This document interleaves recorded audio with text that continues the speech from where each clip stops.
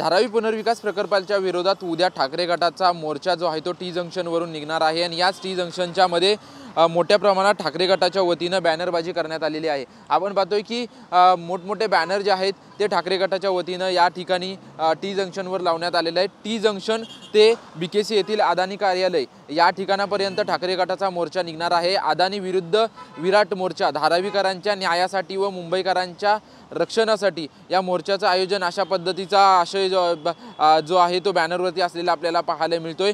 ठाकरे गटानं 2 दिवसांपूर्वी मुंबई पोलिसांकडून मोर्चाची परवानगी मागितली होती, परंतु धारावी पोलिसांनी जे आहे ते वाहतूक समस्येचं कारण देऊन या मोर्चाची परवानगी नाकारली आणि पोलीस आयुक्तांकडून परवानगी घ्या असं सांगण्यात आलं होतं। त्याच्यामुळे मुंबई पोलीस आयुक्त या मोर्चाला परवानगी देणार का हे देखील पाहणं महत्त्वाचं असेल। उद्या दुपारी 3 वाजता उद्धव ठाकरे यांच्या नेतृत्वाखाली हा मोर्चाचं आयोजन जे आहे ते आयोजन करण्यात आलेलं आहे आणि हजारो शिवसैनिक आणि धारावीतील अनेक नागरिक जे आहेत ते या संपूर्ण मोर्चामध्ये सहभागी होणार आहेत।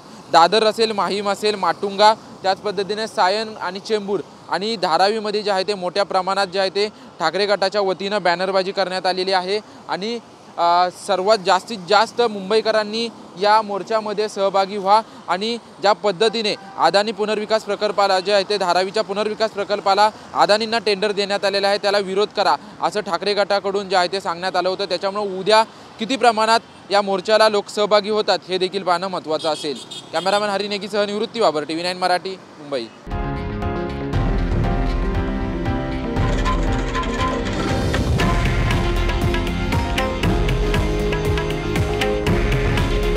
हे आहे देशातील नंबर 1 न्यूज नेटवर्क आणि आपण पाहत आहात TV9 मराठी। काळजी तुमची, हित महाराष्ट्राचं।